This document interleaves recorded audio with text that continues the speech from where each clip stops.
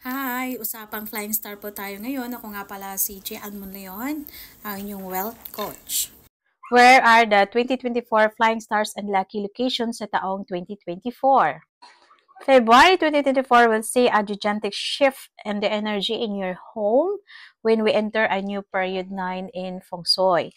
Some auspicious stars becoming inauspicious and some auspicious stars turning inauspicious. So, meron pong pagtitwist ng swerte at malas at ang malas magawin siyang swerte.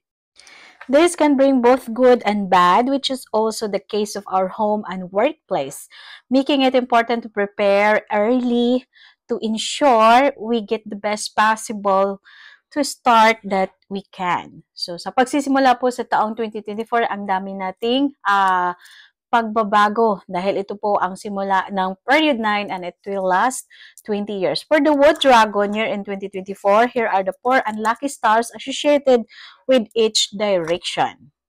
So, number 1 po ang west location. So, ang west location sa pag-upo po ng dragon, Wood Dragon this year, 2024, is number 1 po ang west or ang kanluran na sector na yung tahanan, sa inyong negosyo or sa inyong office or home office. So, yan po ay ang chart number niya ay number 5, which is the yellow misfortune star. Andun yung lahat ng kamalasan, kaya wag niyong lagyan ng kung ano-ano doon sa, dapat malinis doon sa area na yon at sulim. Wag niyong lagyan din ng chair kasi doon po nagsisimula ang malas na hindi matuloy-tuloy ang mga transaksyon. The West Star sector for 2024 is the number 5 yellow misfortune star. The star represents obstacles, misfortunes, and accidents. Kaya ingat-ingat din po sa taong 2024. Prone po yan ngayon. To counter its negative energy, you can use water objects or dark color here. So the flying star number 5 will stay the same as the most destructive flying star during period 9. So ang period 9 na tinutukoy dito is about 20 years. And we will need to continue to weaken this influence with metal cores. So, dapat po, meron kayong mga anik-anik using the metal na mag-adapt kayo ng metal sa inyong bahay, sa inyong office, na mga pampaswerte or amulet na protection against metal clashes. Ano yung metal clashes? Like yung banggaan po ng sasakyan. So, in Feng Shui, the metal element weakens the earth element in the 5 cycle or the 5-element cycle. This means that the natural energy of the west sector or the metal sector can weaken the negative attributes associated with the flying star number 5, which is the earth. While this elemental conflict can potentially reduce the negative impact of the 5 yellow star, it doesn't completely eliminate its challenging energy.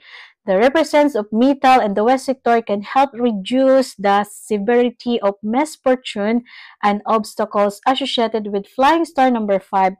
However, it's important to note that the negative influence may still be present to some extent. So, dapat po meron kang pangontra, which is andyan dapat sa bahay ninyo or dala mo sa sasakyan mo ang tinatawag nating 5-element pagoda na goddess umbrella. Yun po ay mag-last siya ng 5 years mong gamitin. Although every year siyang magpalit-palit, pero magagamit mo pa rin siya sa taong period 9. At saka, sa inyong bahay din, maglagay po kayo kung malaki ang inyong negosyo.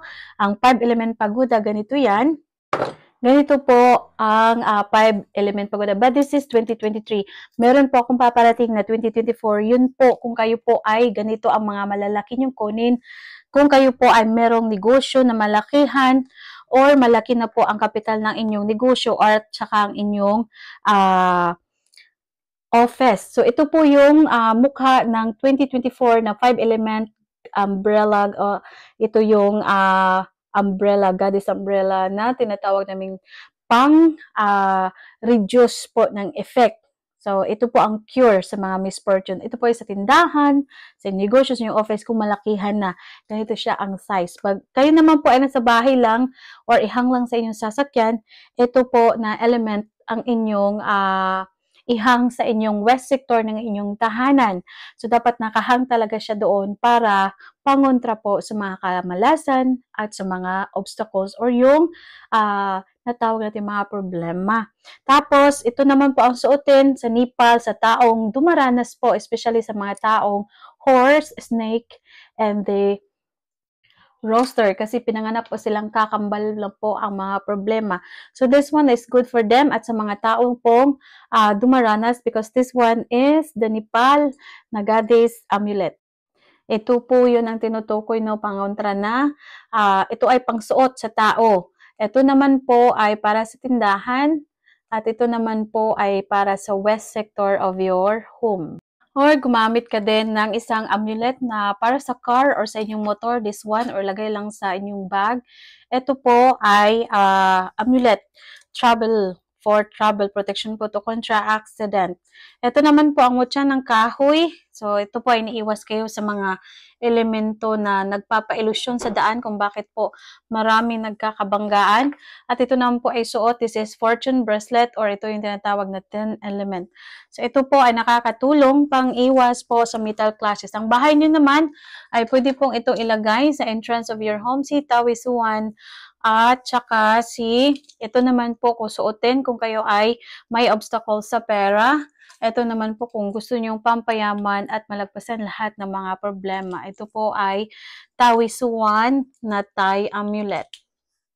Kung gusto niyo namang maiwas sa kamalasan, ito pong baliktaran na raho amulet. Ito po siya, pindan po yan. Ang malas po ay babaliktarin niya, gagawin niya pong buenas. Ito ang pinaka-the best remedies na merong generational course, yung may palipad hangin at pinatungkulan, ginawan. So this one is good kasi sa raho is the best po nito sa mga taong dumaranas po ng pagsubok. Siya po ay talagang tutulong. Ito po ay baliktaran. Ito po ay rahu amulet. Kung meron din kayong rahu bracelet, is very good po yun sa right hand ninyo ilagay.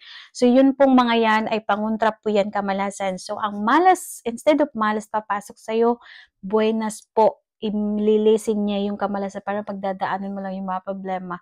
Subok na yan sa marami na pong merong rahu na sinusuot sa kanilang katawan.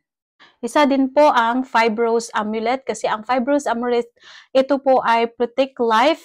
So ito po ay merong magdadala to ng safety and progress, fortune, charm, wealth, and money. So ibig sabihin, success and good for the business. So this one, ito yung mga 5 rows namin na ganyan ang itsura. So, iba't ibang klase ng 5 rows. Meron din tong 5 rows ring, ganyan. So, pwede ito sa panglalaki, sa mga kiddos. So, ito yung suot sa aking gamit po yan na matagal na super effective. Meron din po yung golden na 5 rows. But, last and at the least, para pangontra po sa kamalasan, kung ayaw yung gumastos, maglagay lang po ng asin sa inyong kabahayanan. And a reed pouch, lagyan po ito ng rock salt, yung rock hindi po iodized salt.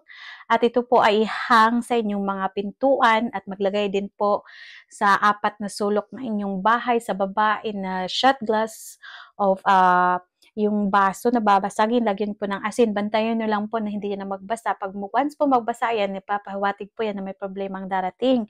And isa din po sa pangontra sa mga problema. Example, pagising mo, hindi ka okay. So, mag-prick ka lang, kuha ka ng dagom or yung needles, i-prick mo lang yung inyong finger at ipatulo mo sa lupa. So, ito po ay isa sa pamahiin ng mga Chinese or mga Chino pangtanggal po ng malas sa katawan or mag-donate ka po ng blood or magpalinis ka po ng ipin, basta magka-blood lang. Or mag-freak lang po sa iyong finger. Kung ayaw mong gumastos ng mga pangontra, meron naman pong pamamaraan.